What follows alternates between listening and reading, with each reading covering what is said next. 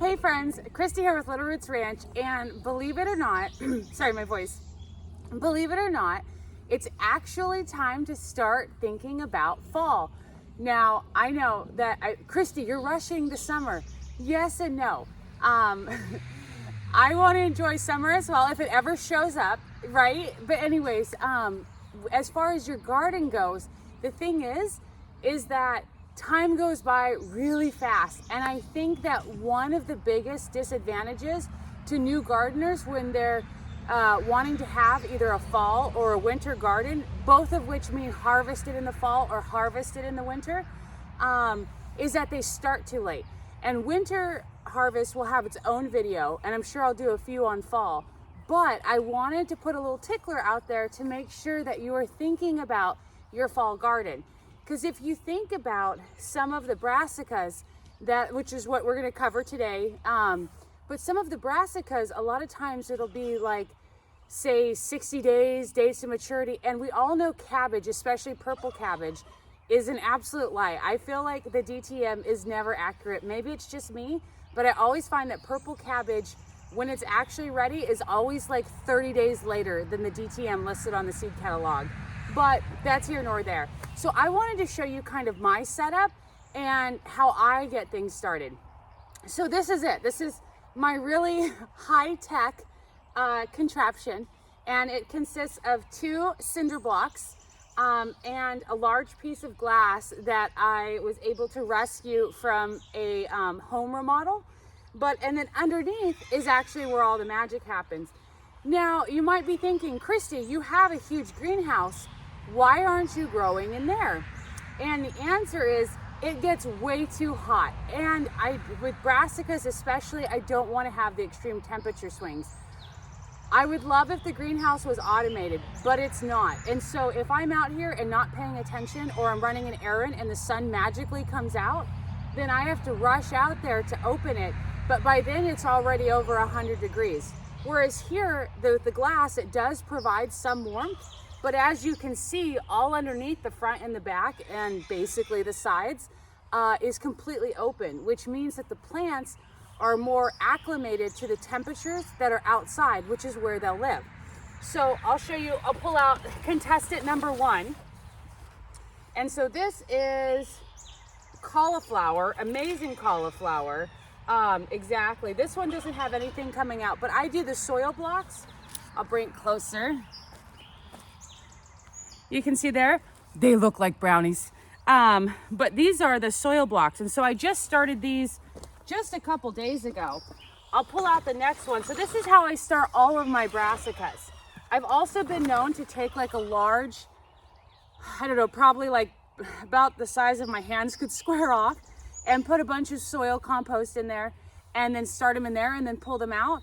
But one thing that's interesting about the fall and winter garden is that your garden is already full with summer stuff. And so the reason that I start the transplants is so they can get their life started here without taking space in my garden. And that's important.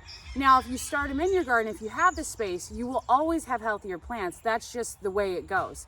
But for a lot of us, it's usually start somewhere, either in trays or something like that. Make sure you're feeding them.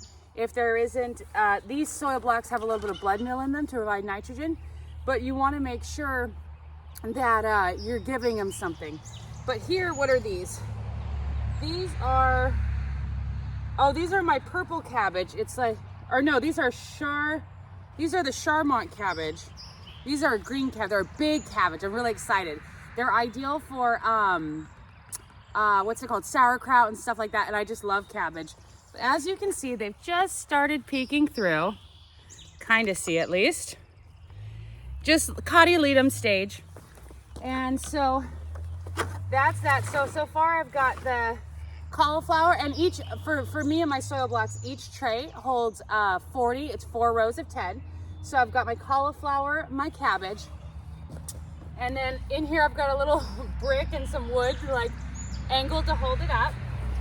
And then here I've got, this is a broccoli. It's gypsy broccoli, and it's not poking out yet. Apparently cabbages are early winter, though the seed did come from, where did it come from? I believe that was from Territorial, whereas most of the seeds are from Johnny's. So Territorial would be more normalized to our area. But then I've got here, these are Brussels sprouts, Gladys. These did come from Johnny's, but they're popping out too. Again, just small. I don't think, yeah, you can kind of see them. Just small cotyledon stage. And last but not least, I think these are Brussels sprouts. Oh no, these are cabbage. I haven't started my Brussels sprouts yet. And this is the Dijon cabbage, which I believe is the purple cabbage. And I've only got one of those poking out. But so basically, I made all the soil blocks. For if you're using the mix, it's like a half batch to make it. I find a full batch makes 10 trays, so a half batch makes 5. And so I get these started, and I just have them growing in here. And it's really nice because I can keep up on them, and then eventually they'll go out into my garden. And I know, so again, I just want to say, I know that you're probably not thinking about fall because it's so far away. But if you think about it, especially with some of the purple cabbages, it's like 80 to 90 days, I think. And so we're late June right now, or well, like middle late June, or just past middle June. I don't know when you're watching this video. But basically, and you've also got to give time for them to get them planted and to get the seeds in and get them to emerge. But that'll basically take us into July. And so if you figure each month at 30-ish days, you know, July, August, September, and we're already in September, you know. And a lot of these, like cabbage will hold in the field where you can come get it or you can store it here. We hopefully are mild, but things like cauliflower and broccoli are not as forgiving.